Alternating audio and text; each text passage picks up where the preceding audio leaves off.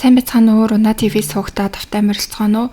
Өнөөдөр та бүхэндээ Солонгос улсад гарсан нэгэн гэмт хэргийг ярих гад бэлтгэлээ. 2015 оны 2 дугаар сард Чонжу хотын Сандаан цагдаагийн газарт ажиллаж байсан нэгэн мөрдөгч тухайн үед с ิจ гтнэр татагдан байцаагдаж байсан нэг эрэгтэйгээс маш гинтийн бөгөөд цочирдом яриаг сонсдог. Тэрээр хэлэхдээ надад нэг дотны таньдаг хүн байдгаа. Тэр хүн маань нэг танилаасаа ийм яриа сонссон гэсэн. Яаж ч бодсон жаахан с ิจ гтэй санагдаад байгаа болохоор нь мөрдөгч танд хэлж байгаа юм шүү. Энэ эрэгтэйгийн таньдаг тэр залуу арх ухаарал би урд нь төрсөн ахтайгаа хамт хүн газарт булж байсан гэж яриаг ам нэх болгондоо ярьдаг. Энэ нь ганц 2 удаа байсан бол зүгээр өнгөрөөж болгоч арх уух болгондоо яг ижилхэн зүйлээ давтан яриад байхаар нэг л хачин санагдаад байна гэсэн зүйлийг ярьдаг. Түүнчлэн энэ яриаг ярьж байх үеийн тэр залуугийн ярианы өнгө аясолон хандлагыг нь харуул гарцаагүй маш их гин буруугийн мэдрэмжинд тарчилт байгаа юм шиг харагдсан гэдгийг мөн нэмж хэлдэг. Тэрхүү эрэгтэйгээс энэ яриаг дамжуулж сонссон цагдаа хэсэг хугацаанд эргэлзэж тунгаан бодож байгаад цагдаа нарын байр сууриас харуул магадгүй зүгээр л анхааралгүй өнгөрөөж болох архины ширээний ард яригддаг л нэг худлаа яриа байх магадлалтай ч цагдаа үүнийг зүгээр өнгөрөөж болохгүй гэж бодсон уу, ямар ч баримт нотлохоогүй зөвхөн архины ширээнээс хальж ирсэн тэрхүү ярианы үнэн зөв эсхийг магадлаж шалгах хэрэгтэй гэж шийдээд хамгийн түрүүнд хийсэн ажил нь тэрхүү нууцлаг залуу хэн бэ гэдгийг олж тогтоох явдал байсан.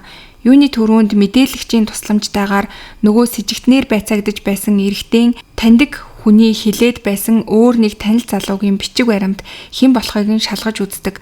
Тэр залуу өөрөө ахтайгаа хамт хүн болсон гэж ярьсан тул шалгаж үзэхэд тэрээр 36 настай Пак гэдэг хүн байсан. Үнэхээр ч Пакт өөрөөс нь 2 насаарах ах байсан бөгөөд одооноос эхлээд ах トゥ 2 гэдгийг нь ялгахын тулд ахыг нь И авгаар нэрлээд яриад явъя. Үүнийг олж тогтоосны дараа цагдаад энэ магадгүй үнэхээр ахтайгаа хамт хүн болсон хэрэг байж магадгүй юм биш үү гэсэн бодол төрж шалгаж явах явцад гинтийн өөр нэгэн үнэн ил болдог. И буюу ах нь хэдэн жилийн өмнө Чунчонбуг аймгийн Өмсөн хушууны Тэсомён дахь цэнгэний гудамжинд нэгэн уушийн газар ажиллаулдаг байсан. Тухайн үед ганцаараа ажиллуулаагүй гэр бүлийнхэнтэйгээ хамт ажиллаулж байсан бөгөөд тэр үед Игийн хамтран амьдрагч эмэгтэйч мөн хамт ажиллаулдаг байсан. Асуудал нь юунд байна вэ гэхээр энэ хамтран амьдрагч эмэгтэй хаана байгаа нь одоо хүртэл тодорхойгүй орс сүрэггүй байсан.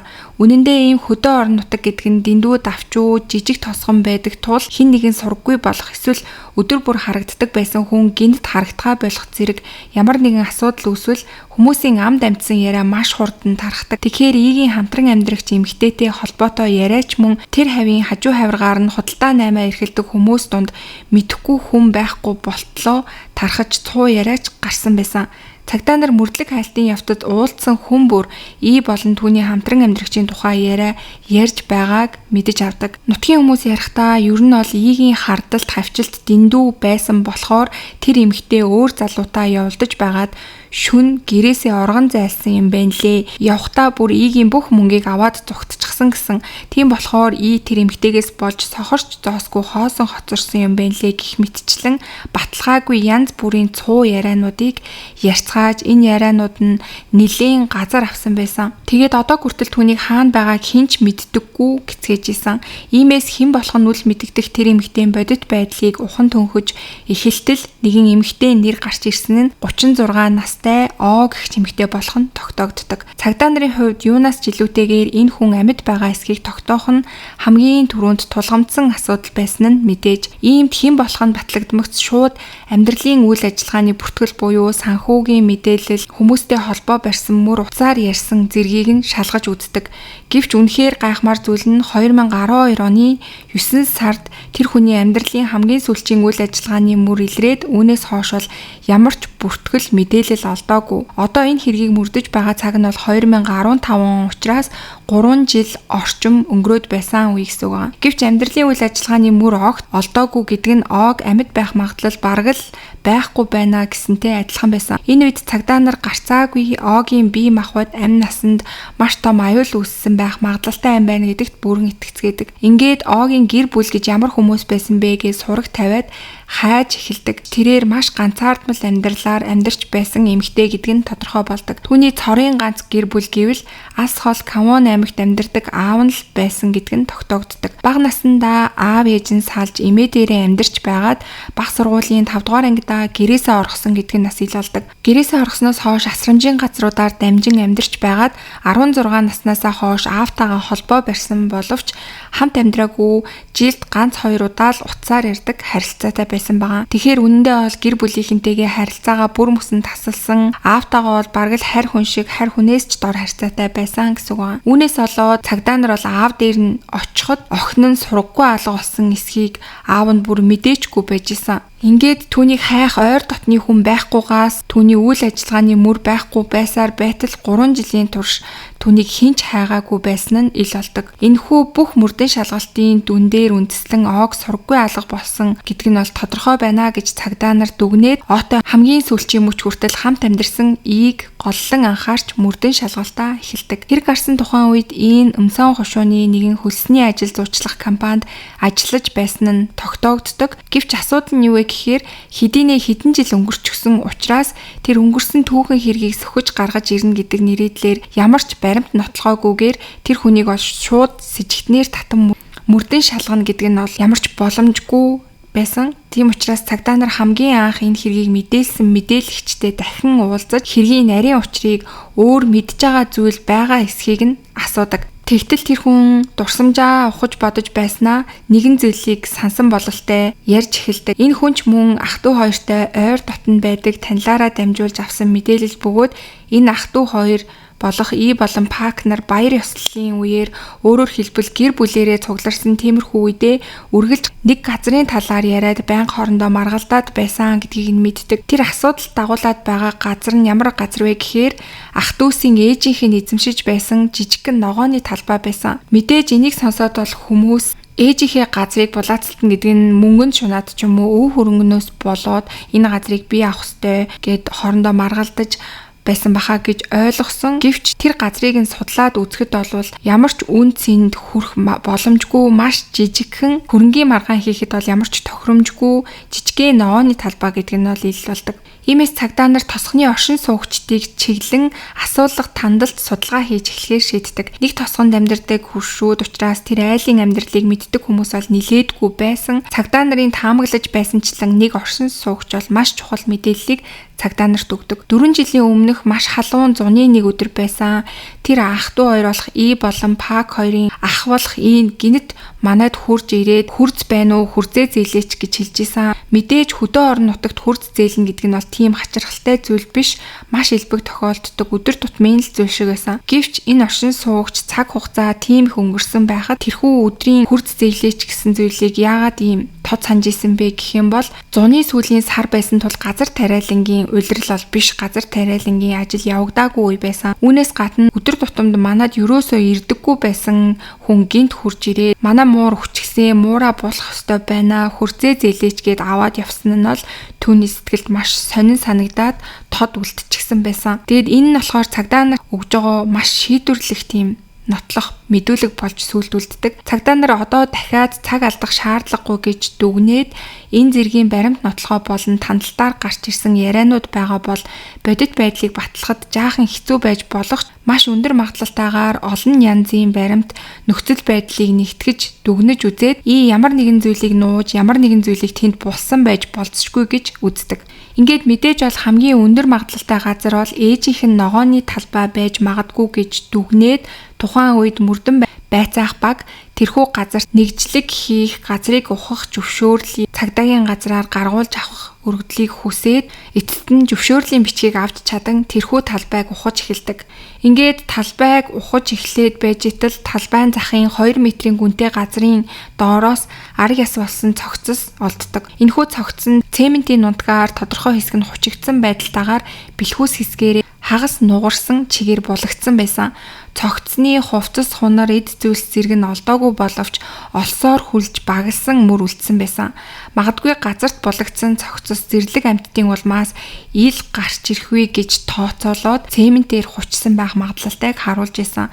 Ингээд цагдаа нар бол шууд л үндэсний шүүх шинжилгээний хүрээлэн рүү арга ясыг илгээн мөрдөн шалгалт эхлснээс хойш яг 1 жил 8 сарын дараа Анхандаа зүгээр л өнгөрөөж болох байсан тэр мэдээлэгчийн үндэслэлгүй яриа тэр дундаа с жигтэн статустай байсан хүний ярианаас эхлээд үнэхээр ил гарч ирэхгүй өнгөрч болох байсан хэрэг ил болсон байгаа. Ингээд 2016 оны 10 сарын 18-ны өдөр ийг хүний амь нас хохироосон болон цогцос нуун дарагдуулсан хэрэгээр яралтай баривчилдаг. Игийн дүү Пакч мөн ид тусалсан хэрэгээр хамт баривчлагдсан бөгөөд баригдсан ах トゥ хоёр бол хүн амны хэрэг хийснээ шууд л үгүйсгэжсэн.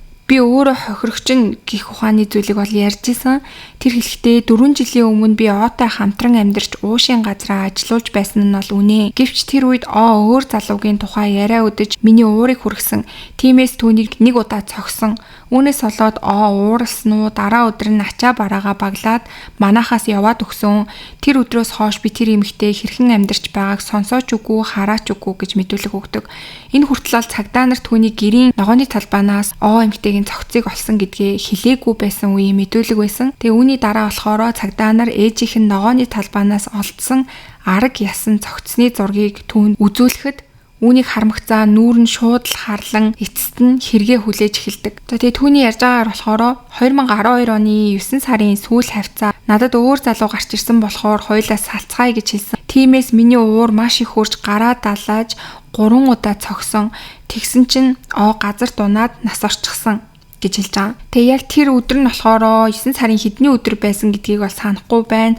9 сарын аль нэг өдөр байсан сүүл хавцаа байсан. Гэхдээ 3 удаа цогсон гэдгээ бол маш тодорхой санаж байна гэж хэлж исэн. За ингээд прокурорын хувьд бол мөрдөн шалгалтын явцад эцэслэн тогтоогдсон хэргийн өрнөлийг ийхүү тодорхойлсон.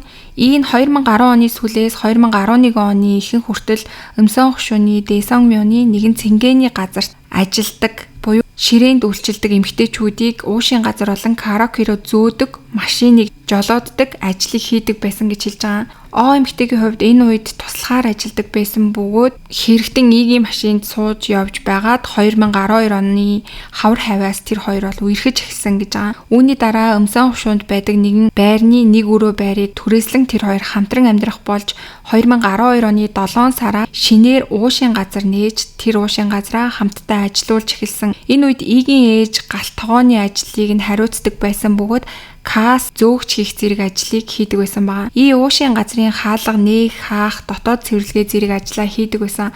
Гэвч төд удалгүй бол тэдний хооронд ан цав үүсэж эхэлсэн. Шалтгаан нь юу гэх юм бол ээж нь бол эмэгтэйд маш дургу, цэнгэний газарт ажилладаг байсан эмэгтэй гэдгээр нь дургу байсан болохоор хүүдээ байн энэ эмэгтэйгээс хурдан сал гэж хэлдэг байсан байгаа. Үүнээс гадна цэнгэнийхэн газарт архиугаа сууж байгаа эрэгтэй хүмүүс дээр очиж архи хундаглаж өгөхийг эмэгтэйгээс хүсдэг байсан байгаа. Тэгээ энэ нь болохоор магадгүй энэ байдлаас нь болуулж хүүтэйгээ муудалцуулаад салгах зорилготой байсан байх магадaltaй гэж бол сүлд үзэжсэн. Тэгж байтал 2012 оны 9 сарын сүүлчээр болон O2 уушийн газартаа ойр ойрхон ирдэг нэг эрэгтэй үйлчлүүлэгчтэйгээ нэлээд дотн болсон байгаа. Тэр үйлчлүүлэгчтэйгээ гуруула хамтдаа караокед орж дуулцгаасан байгаа. Тэгж жагаад шөнийн 3 цагт гэртээ тэр хоёр ирсэн гэж байгаа. Тэгээ гэртээ ирээд хоёлаа ундах гад хөвтөж байсан чинь эмэгтэй гинт ид саяны уулзсан залуу үнэхээр дажгүй залуу bay шүү. Би чамаас салаад энэ залуутай уулздаг юм билүү гэж хэлсэн гэж байгаа. Тэгээ энийг бол мэдээж хэрэгтэн игийн мэдүүлэг дээр үндэслэж байгаа. Тэгээ тэр мөчөд бол өөрөө галзууртлаа уурлан хормын дотор зүүн гараараа ямар ч хамгаалалтгүй хөвтөж байсан Огийн нүүрлүү хүчтэй зогсон гэж хэлж байгаа. Зохиосныхаа дараа одоо бүр хүчирхийлэл хүртэл хэрглэж байгаа мó намайг цог харин ч сайн боллоо намайг ингээд цогсон гэдгээр чинь далимдуулаад би чамаас маргааш өглөө гэхэд салсан байх болно гэж хэлсэн гэж байгаа. Тэгэнгүүт нь түүнийг үргэлжлүүлэн 2 удаа нийт 3 удаа цохиод Ог амьсгал хураахад хүргэсэн. Өөрөөр хэлэх юм бол хэрэгтэн игийн хэлж байгаа үг нь бол анханасаа алга төлөвлөгөөтэй байгаагүй маргааны эцэст санамсаргүйгээр хөнөөсөн гэж хэлж байгаа боловч юуны түрүүнд тэр бол алуурчин бөгөөд байцаагдж эхлэх үедээ л угаасаа энэ хэрийг үлдээгүй гэж өөрийгөө бол өмгөөлж исэн. Тэгэхээр түүний үгэнд бол бас 100% итгэх нь тиймч тохиромжтой зүйл биш байсан. Гэвч асуудал нь бол хэрэг үлдэгдээд цаг хугацаа нэлээд өнгөрсөн цогцос арга яс болсон байсан болохоор ДНХ-ийн шинжилгээ хийж эмэгтэй гэдгийг баталгаажуулсан ч гэсэн үхлийн шалтгааныг нь бол тодорхойлох ямар ч боломжгүй болсон байсан. За тэг хэрэгтэн болохоор хэрэгээ үлдснийхаа дараа 3 хоногийн турш эмэгтэйг өрөөндөө байлгасан гэж байгаа. Тэгээ 3 хоногийн дараа бол цогцос муудаж өмхийн үнэртэж эхлэх үед яах вэ гэж бодож шаналж агаад ээжийнхээ ногооны талбайд цогцыг нь нууя гэж бодон өөрийнхөө дүү Пак руу залгаж түүнийг дуудсан гэж байгаа. Тэгээ дүүгээ эренгүүт нь хэрэг үлдсэн талаараа яриад ээжийн талбайд аваачиж нууя гэд тэгээ тэр хоёр бол ээжийнхээ талбайд Огийн цогцыг аваачиж нуусан гэдгээ хүлээсэн. Гэхдээ ахын хувьд бол дүүгээ хэрэгт оруулахгүй гэсэн үү өөрөө ганцаараа хэрэгээ хүлээх гэсэндээ ч юм уу дүүгээ бол хамтран оролцуулсан. Гэхдээ дүү маань эмэгтэйгийн амь насыг хөнөөх явцад юусэн оролцоогүй, зүгээр болохтол би дүүгээсээ тусламж хүссэн гэж хэлжсэн.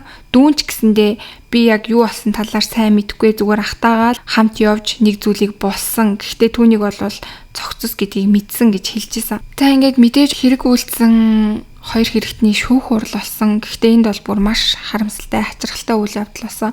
Шүүх хүрэлтгүүн ийг гин бурууга ухамсарлаж байгаа төрх гаргаж байна. Өнгөрсөн хугацаанд хүнсний ариун цэврийн тухай хууль зөрчснөөс өөр ямар ч ял шийтгэл хэрэг үлдэжсэн тийм тэмдэглэл байхгүй байна гэх мэтчлэн үзээд ах トゥ хоёрт бол 5 жилийн ялыг оноосон байгаа. Энэ бол үнэхээр харамсалтай. Тэгээ 5 жилийн ял авсан хэрнээсээ тэр хоёр давж заалтсан. Ингээ 2017 оны 6 сард давж заалдах шатны шүүх хурал болоод бүр 5 жилийн ялыг нь 3 жил болгож багасгасан байгаа. Тэгээ яагаад 3 жил болгож багасгасан бэ гэх юм бол хохирогчийн ганцхан байсан ойр дотны хүн болох аав нь болон Пак хоёроос мөнгө аваад тохиролцоонд хүрээд тэгээд охиныхоо өхөлд бол гомдлгүй гэсэн бичгийг шүүхэд хийж өгөөд тэгээ болон Пак хоёрыг суллаж өгөхийг хүссэн өргөдлийг хүссэн байгаа. Тэгээ энэ өргөдлийг шүүх хүлээж аваад 3 жилийн ял оноосон. Энэ бол бүр үнэхээр харамсалтай. Амьд сэрүүнд нь холбоогоо тасалсан байсан аав нь охиноо харамсалтайгаар амь насаа алдчихад байхад нь гэмт хэрэгтэнгүүдээс мөнгө аваад бүр суллахыг гуйсан өргөдөл өгсөн гэдэг нь бол бүр үнэхээр